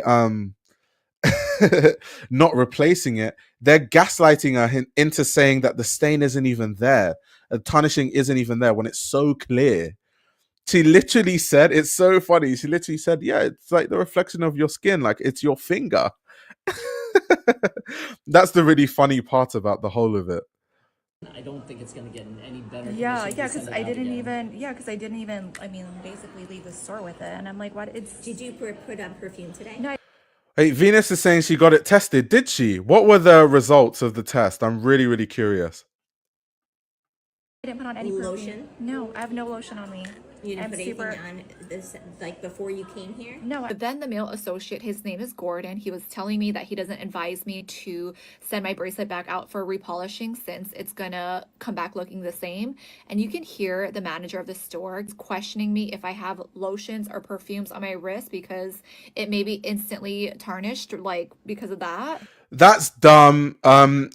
Lotions, good quality gold. Lotions shouldn't just be able to tarnish your jewelry. That's dumb. A lot of jewelry, if it's designed by people with actual brain cells, is supposed to be resistant to a multitude of chemicals. That's why some people have been wearing their grandma's gold bracelet since they were a kid. They shower in it, they cook with it. You can even see on the side, someone commented something similar to what I'm saying. Like, we Arabs, our mothers wear gold in the same style as Van Cleef, but 21 karat. My mother cooks with it when the kitchen is hot, puts on perfume and lotion and sleeps in it, and nothing happened to it. They don't even know what gold is, and this confirms 100% that Van Cleef is not gold, but rather gold plated. Yeah, so this whole, check what lotions you have because it could time. What kind of jewelry are you selling? I was at the store picking up my bracelet from being polished, and you think it's going to instantly tarnish because of lotion and perfume? Also, I had nothing on my wrist. She was just questioning me so much that, like, I was honestly scared. She tried everything under the books to try to make me feel bad, which I already felt bad even talking about. She tried to make me. So, Didi Styles, to answer your question about, I thought refraining from lotion and perfume was to be avoided with fashion jewelry. So it depends. So if it's the level of Van Cleef and Arpels, lotion and perfume should be fine because they are supposed to be or supposedly selling like actual like real gold. The most luxury brands, like, they have like more like show jewelry, which is like cheaply made. It's gold plated. It's gold plated brass, which is my favorite statement that I make on this channel. That stuff, yes, avoid using perfume or lotions. But Van Cleef is a bit different. Van Cleef is not cheaply made show jewelry like that cheap like Chanel, that cheap Chanel stuff that they sell, like the show jewelry. Let me actually go on their website. I'll show you exactly what I'm talking about. Van Cleef is not supposed to make jewelry like that at all, actually. So like, for example, this is Chanel's website. So Chanel has a fine jewelry line. So you can see here, these are like more of the Van Cleef prices. So in that fine jewelry line, you see like £4,630. These should not tarnish. They should not tarnish. You should be able to spray perfume and, you should be able to wear lotion with these on. And if you can't, the designers they need to rub their brain cells together. But Chanel also makes like cheaper jewelry, which is what they have all kinds of jewelry. They've got like high jewelry, fine jewelry. Let's see. Earrings. Let's go. So like, for example, these are, I can imagine, the cheaper ones, like the clip-on stud earrings. So these are like silver. These are more, the show jewelry, the stuff that you see on the runaway shows and stuff. So they've got different levels of jewelry. So most brands have this. So Van Cleef is supposed to be an accessories brand. So they aren't supposed to be producing tarnishable metals. So it's a bit different. So it depends on the brand. certain brands have like their cheaper lines, and yes, those lines you can't, wear them in the shower, all those kind of things. But Van Cleef, especially this specific bracelet we're talking about, it should not be tarnishing. Me feel terrible that I was even in her store talking about this bracelet from Van Cleef being tarnished. I'm spending so much money on a bracelet. I don't want my bracelet to look tarnished. And by the way, the Van Cleef bracelet that I have, I'm not using any harsh chemicals on it. I'm not spraying perfume or wearing lotion. Like, my hands are so dry. I'm not using any lotion. And I'm not too sure why it's only that Van Cleef bracelet that's getting tarnished, because none of my other bracelets are tarnished. Like, if you look at them, they're super Because the Van Cleef bracelet is a bunch of baloney. scratched up, but none of them are tarnished. So I'm not too sure what is in the Van Cleef bracelet, like what kind of metal is in there. But also, I haven't heard from Van Cleef either. Nobody reached out to me. I enjoyed my bracelet. Everybody really shouldn't say what I think this is. Hi, if you don't know me, I'm John Paul. I've done fine jewelry manufacturing for well over 15 years for brands that you probably know, like David Yurman. I've done contract work for Tiffany & Co. I know producing fine jewelry, and this is plating. This is the peeling effect that you get from a poor job of plating gold onto a substrate. Really shouldn't say what I think this is. Which is hilarious, because now you have experts saying that looks like plating, but that's not what Van Cleef markets it as, right? Let me go on Van Cleef's website. One second. I swear they don't market it as gold plated. They just call it 18 karat yellow gold. No, that's how it's always been marketed with their bracelets. Let's have a look at their website. Let's have a look. Let's do some research. Okay, so yeah, 18 karat gold. That's what they say. It doesn't say gold plating. So it's supposed to be purely 18 karat gold. Obviously, gold does have to be mixed with other metals sometimes to make it like last longer and stuff and not be as malleable. But that should not lead to tarnishing though. So yeah, what all they've said is 18 karat gold. So it should not be plated. And if there are any signs of it being plated, that's not, that doesn't, it's not, yeah, it shouldn't happen. Yeah, 18 karat means 75% gold, which is still a lot. Yeah, like I said, because you have to mix it with other metals. It actually helps in the longevity of the piece. But it definitely shouldn't be gold plated. It shouldn't be gold plated at all. She got treated that way because she is a regular person. I hope she's okay. She was bullied. But is it real gold? So that guy also doesn't know what he's talking about. No, but it is real gold though. It's supposed to be real gold. So 18 karat yellow gold, my understanding, like people said, is 75%. It's mixed with other metals, so it's kind of like an alloy, and that helps it last longer, and it's not like really easily malleable. Like pure gold is like not as it can not necessarily tarnish, but it can get like damaged, or you can see like scratches a lot easier and stuff. So that's why people normally alloy a lot of metals. And it can discolor. Yeah, the color changes over time, but it shouldn't tarnish.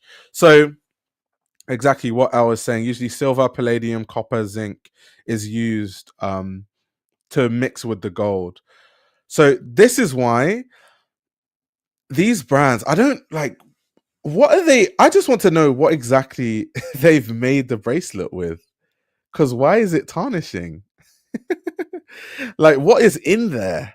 That's what I want to know. Honestly, that's what I'm really curious about. But anyway, let's look at the next update video from the I creator. think this is. First off, I just want to apologize. It took a little longer for me to post this video. I had plans yesterday after I went to the jewelry store. I had dinner to go to. I didn't have time to edit and upload the video. But anyways, we're here today. I tested the bracelet yesterday. We went to the jewelry store. I'm going to share the results in the next clip. But I do want to mention before I share the results that I think it's crazy that I'm even going out of my way. I'm spending more money out of my own pocket to test this, to see if this is real or fake. Like, that is crazy because I purchased this at Van Cleef. To be fair, yes, she's, spending her own money to test the metal, but you are making money from it. Because your videos are going viral. But yeah, I get it. You shouldn't be spending more money testing things. It should just be what they say it is, 18 karat gold. It shouldn't be tarnishing and all that sort of stuff. But let's see what the results of the test were. And it's like, why did it have to get to the point where I'm actually questioning if this is real or fake? Like, that's just wild. Anyways, I want to show you what the bracelet looks like up close. This is what it looks like up close. And it's not even zooming in on the bracelet. And I feel like you could still see like that tarnish. Yeah, like I can that see little it. ring around it. But I do want to mention it looks a lot better from before. But like there's like a little shadow over the ring. And I haven't worn this ever since Sunday. Ever since picking this up from getting professionally polished, I have not worn Luke is saying she's dragging it. I don't blame her. She might as well, you know, build her audience and use Van Cleef. It's their fault for having bad customer service. They gave her the ability to create a whole TikTok series about this and make tons of money at their expense. worn it. This is how they gave it to me, looking like. So this is the XRF machine. So when it tests your piece, it'll tell us exactly what percentage of each alloy is in your piece. Here we go. So I'm gonna test that portion first then. Okay. And it's gonna be exact. It's gonna show exactly. Yes. So you can even see the piece here. I don't have the camera there. Oh my god, there's a camera. Yeah, it does come up as 18 karat, which is very good. This is gonna be AU is the gold, so that's the percentage of the gold in there. And then you have a little bit of silver, a little bit of copper in there. Okay, so it's not gold plated. Nope, not gold plated. Yeah, gold plate not detected. It is flip it over Solid for gold. you. Okay. And then we'll test the other side. So AU is going to be gold Okay. on the periodic table, right? And then AG, or on the metal table.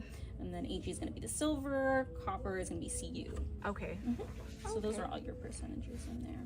And that one is on that side is 18.07 Correct. carats of gold. Gold plate, not. Interesting. So it's the right percentage of gold. So why is it still tarnishing? Wait, what is the? Let me look. I can't really see the percentages close. She should have like zoomed in on it. Not detected. Wait, 12.3% copper. But the real question here is that this is really gold. It's not gold plated. Why is my bracelet tarnishing? I'm not spraying any chemicals or anything on this bracelet. And I'm not gonna lie, I do use perfume. I'm not spraying it on the bracelet, but maybe perfume has gotten on. Perfume's not the issue. I think this clearly is like a very, you know, it's a singular incident, it seems, because no one else has really had this issue. Only she has.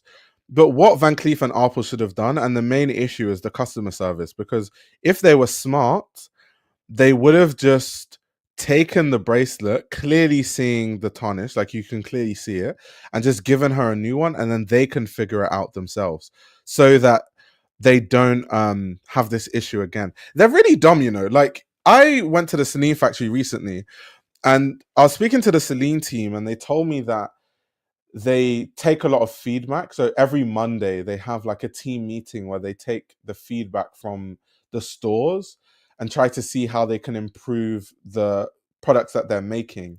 So I thought every brand does this. Surely, as a brand, you should be very interested if your, you know, stuff is 18 karat gold, but it's still tarnishing. Like, you should actually want to test it and see why exactly that's happening so it doesn't happen again. But instead of doing that, all they wanted to do was gaslight her. All they literally all they were interested in was just not helping. That's the main issue here. On it.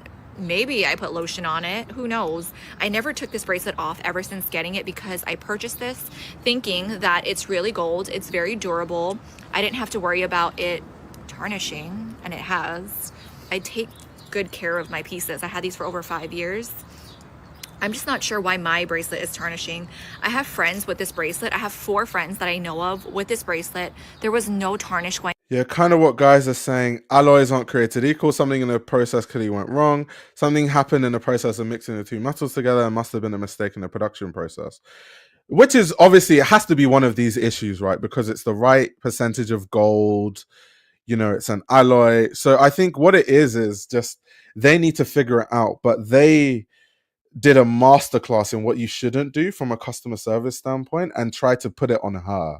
Like, you're a customer, you're clearly seeing a tarnish for whatever reason it's happened. They're supposed to want to help, and they're like, yeah, it's the reflection, it's the angle, it's your skin, it's did you wear lotion, did you spray perfume, just any reason to try and gaslight her into into not helping her at all. Going on with their bracelets. They tell me that they wear their bracelets all the time. They never take it off. They wear perfume, they wear body lotion, they go inside the pool, the jacuzzi, the freaking beach. This never tarnished for them, but for me, mine has tarnished. And just the customer service, and now them telling me that if it's me spraying perfume and lotion and everything, it's going to tarnish. I don't want this piece anymore. I purchased this thinking that it would not tarnish because it's gold, but it's tarnishing. Also, when I voiced my concerns that it is tarnishing, they want nothing to do with it. They don't even want to help me fix this. And I have to be scared now of it tarnishing. Exactly what she said. She purchased it because it's gold, so she didn't expect it to tarnish. So for it to tarnish in 2 months, that's going to leave a bad taste in her mouth. And you also need to remember that from a customer standpoint, people always remember bad experiences over positive ones. So they could have a million positive experiences, but the one bad experience they are going to remember more strongly than all the million combined. That's just how it goes. So you never want customers to leave with a bad experience, because they're going to carry that with them everywhere they go. They're going to tell people, don't buy from that brand. They don't do good customer service. And they've absolutely buggered the whole thing. Just kind of what someone was saying here. Why don't they just replace it? Eventually, they did end up offering a refund, but it's quite meaningless because they only offered a refund after all these videos went viral. So it doesn't really mean much, to be honest. Luke said I would have taken that refund and left the boutique smiling. I've had other businesses do that to me before. It sucks because you buy a product because you like it, so then you're out of the money and the product that you actually wanted. Yeah, it's like a double whammy. You don't have the product that you are dreaming of having, and then you don't have the money either. It's insane. Do you think it's something about the lack of experience from Van Cleef and these sorts of things? To be honest, I'd have to ask one of my friends that I know buys from Van Cleef. I don't really know too much about Van Cleef as a brand because I don't care about the brand. I think branded jewelry to me is a weird concept. I've always found it weird. If I was someone that was rich, I would just wear custom jewelry everywhere. I wouldn't see the need to buy, jewelry from a brand like Cartier or Van Cleef. That's just me personally. So that's why I'm not interested in the brand. Personally, I would never ever buy from the brand unless I was buying something for like a partner or something, but not for myself. So yeah, I wouldn't know on what their experience level is, what the normal customer service is like. But if we're going by this whole situation, clearly there's a lack of training there. There must be a massive lack of training. I bet that manager was instructed by Van Cleef to deflect any type of customer dissatisfaction, regardless of the validity. Part of her job was to make the problems go away. But problems don't go away, though. That's one of the things that they teach you in customer service. You have to fix the problem. The whole point of customer service is you find a solution to the customer's issue. There has to be like a resolution. Otherwise, they're always going to have an issue. You can't just make problems magically go away. That's terrible training if that's how they're trained. Horrible training. It's crazy how that video about my Van Cleef experience blew up. It went viral, especially on TikTok. On TikTok, that one video is at like 5.8 million views. Like, it's insane because I keep on saying this too, that I never wanted to post that video. I only posted it just to bring awareness to others. Also, No, it's good that you posted it. Expose these brands. We need to know what brands have terrible customer service and also don't do good quality control and have issues with their products. I think we need to know. So I think it was good that you posted it.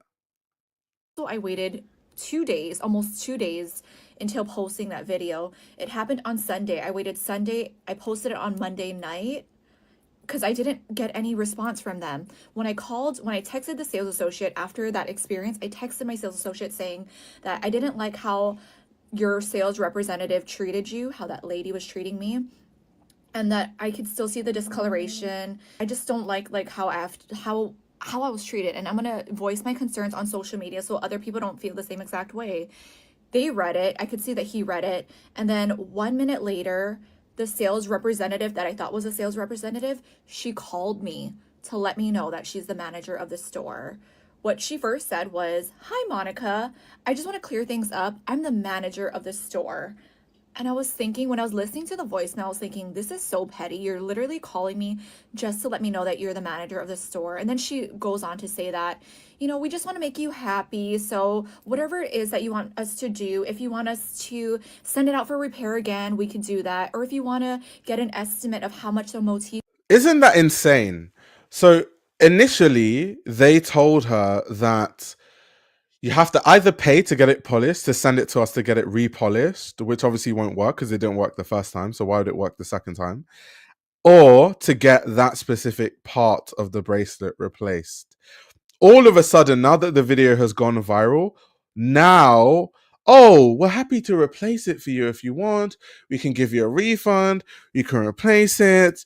Why did they wait to have their reputation go into the gutter before they did the customer service that they should have done initially? Why did they wait? Why? Cost to replace it, we can also do that. So let us know what you want to do. Have a great day. Bye. Hi, Monica. This is Kathy Van Cleef and our pals. You were just in our boutique a little while ago. Gordon showed me the message, and I just wanted to kind of clear up something. I'm the manager of the store. She called me just to let me know that she's the manager of the store, because everything else that she said in the message, she just told it to me like 2 minutes ago when I was in store in person. So I was thinking, that was just so petty of her. She was being really rude. I wasn't. Here comes the damage control, guys. Let's see how good the damage control of Van Cleef is. Let's rate their damage control out of 10. Let's see. Even everything too that I filmed such a small little clip of her being rude, because it's very awkward to just film somebody in person, like in store. So I didn't film the part where she was trying to get me out of the store. She was literally telling me to come back on another day when my sales associate was working, because that male was not my sales associate. I had another lady that sold me the bracelet, but nobody was in store at the time, too, mind you. Like we were the only customers, me and my husband, and she wanted me to come back on another day. And I was thinking, why don't we just fix this right now, since, I'm picking up my bracelet right now. I could still see that there's something wrong. Like, I don't want to keep on waiting. Let's just fix it right now. The power of social media. I feel like it's really important for you as a person to speak up, whether it's negative or if it's a very positive experience. You should always just talk about it, because you never know if other people would experience or has experienced the same things before. I'm so thankful that you guys cared to watch my video, because if it wasn't for you guys watching my videos, commenting, sharing, liking the videos, then none of this would have been done. And I feel like Van Cleef would not have noticed my video. It's crazy how that video about my Van Cleef experience. So, damage control.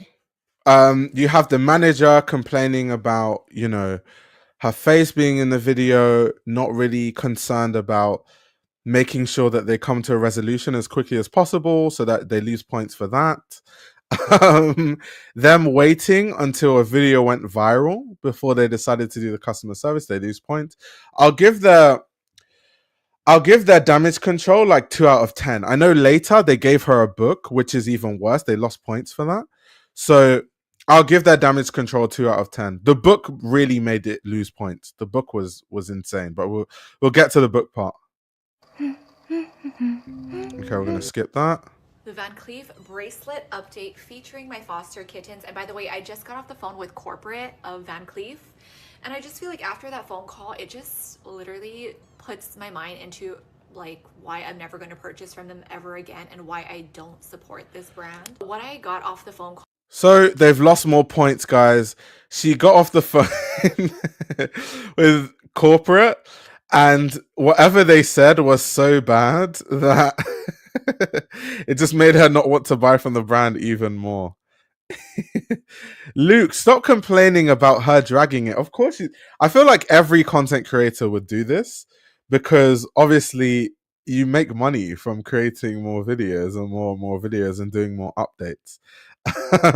And people are interested in following it. So I don't blame her. From one content creator to another, make your money. I'm sure through this series she made way more money than the cost of that Van Cleef bracelet. I can assure you that. The phone call was that they're very sorry about what happened with my piece and that she wanted to offer me a replacement for my bracelet, but I let her know that I don't even want the bracelet anymore. After all of this that happened, when I look at the bracelet, all I think about is the terrible customer service. If my bracelet's gonna tarnish, that they're not gonna do anything about it. And yeah, so she's offering me a refund, which they normally don't offer refunds to their clients, but for me, they're making an exception, which I'm super thankful for. They're gonna have somebody come pick up the bracelet from me so I don't have to go in store to drop it off. You're not gonna see an apology from Van Cleef talking about. So they've changed their speech. Before they're like, well, you can spend $150 to send it to us to get it fixed. Now they're going to come and collect it. Interesting. Their piece is tarnishing. I'm not going to get an apology from Kathy, the manager from the store, for treating me that way. The lady on the phone was very nice, though. She was apologetic. She was sorry that my experience was like this. But I also wrote down how they're going to move forward from this. You know, this is such a huge thing that's happening right now with my bracelet tarnishing. On their social media, their page is talking about tarnishing bracelets. How are you guys going to address it? They're not addressing it. She told me specifically that Van Cleef is very discreet. For 6K, I'm dragging it. They're going to look at it internally and they're going to move forward, but they're not going to address it on social media. Also, with the whole manager situation, all I want is for them to retrain her so she's a little bit better with her customer service. I didn't say to fire her. I want her just to get retrained, but she said that they're going to look at it internally and move forward from that. Hopefully she gets retrained. But that's the update, is that they're going to pick up my bracelet soon and I'm just going to get a refund. So after all of this, my video had to blow up for me to get a refund. I just wish though that they did offer some kind of a solution where, you know, they changed their policy. If people were to have experienced tarnishing or anything wrong with the bracelet, I just wish that they would address it better, because now people realize how Van Cleef is and how they operate. The Van Cleef. Okay, we didn't need the cat at the end, but okay. Giving the cat some screen time, I feel it. The big issue is what is in the comments here, right? Imagine if somebody saved up for that bracelet and they had no social media presence, they wouldn't be this nice. And that really is the main problem with all of this. And that's why people won't buy from Van Cleef again, because if they don't have an audience, their voice is not going to be heard, and it's not going to be dealt with. They're going to be gaslit, and they're going to be told that what they're seeing, they are not seeing. That's exactly what's going to happen.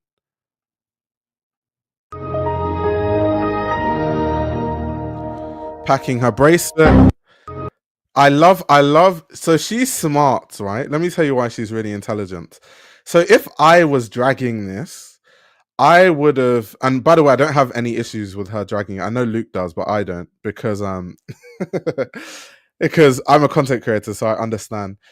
I would have put me packing the bracelet and then the update all in one video, but she's smart because she's done the packing of the video as a separate video. That's going to get all the views and potentially make money. And then she's doing the next. So she's made it in more, she's done more steps than I would have done. So she's smart. Make your money. I'm all in support of her making her money back and recouping that Van Cleef money by tarnishing Van Cleef's brand, rightfully so also. So I think that's fair play. That's fair game. I mean, I'm honestly just as shocked as you guys are. I honestly was not expecting any gifts, but here we are. We have a bag of, I don't know what it is, but it's really heavy. I also have this beautiful orchid plant. There's the card. Maybe we have an apology letter from Kathy in this card. So you guys are seeing this first. Dear Monica, thank you for sharing your experience with us. We genuinely appreciate the valuable feedback you've provided about our brand. Please accept our sincerest apologies and we look forward to welcome you again in the future. Sincerely, Nancy, which is the regional director, the one that I was on the phone call with, Kathy, and the Ala Moana team. That's where I purchased this bracelet, was from the Ala Moana Van Cleef location. No pun intended, by the way. Tarnishing their brand. No pun intended.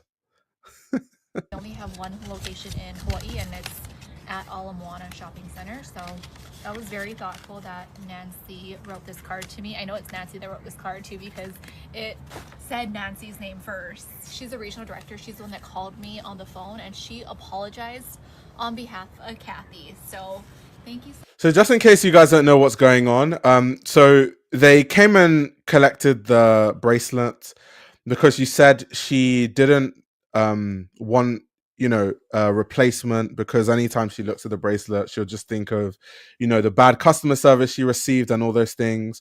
So she wanted a full refund, which they sent her. And then upon collecting her bracelet, they left her with 2 gifts. So it's very important to see the bunch of baloney that they gave her. Let's just have a look. Thank you so much, Nancy, for sending this over. Okay, so let's open it up and see what it is. This is beautiful packaging.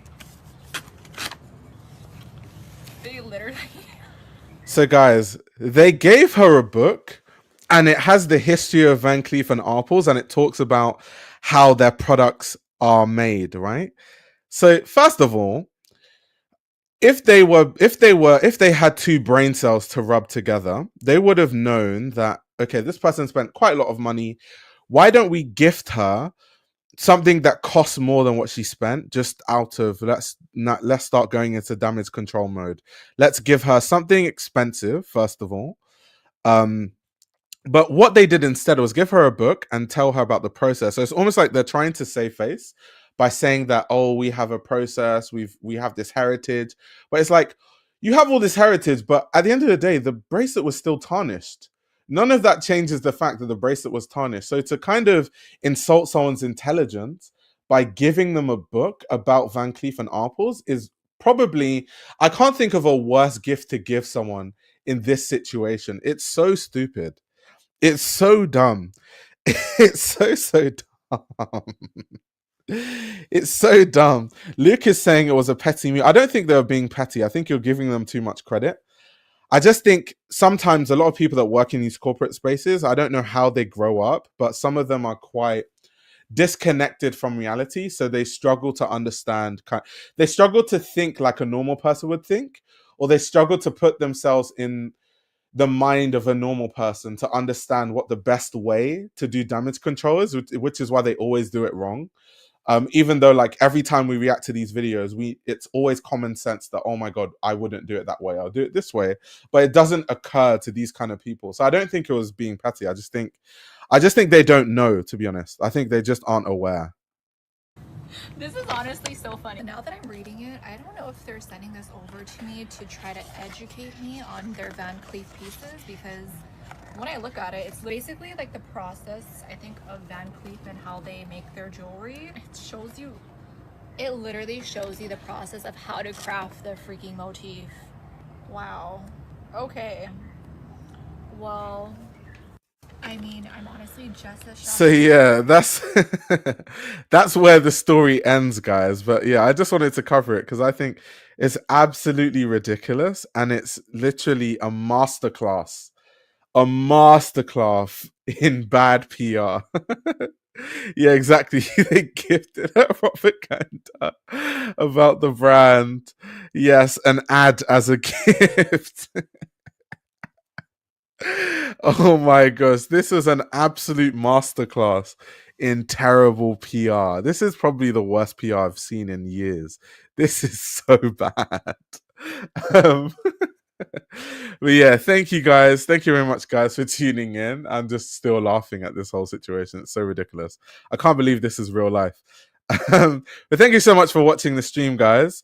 Please follow me on Twitch. I'm trying so hard to get to 200 followers on Twitch. I'm really close. I'm on 180 followers right now.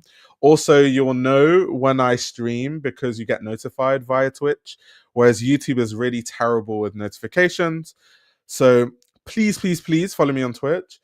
Besides that, I'll be seeing you guys in the next stream. I hope all of you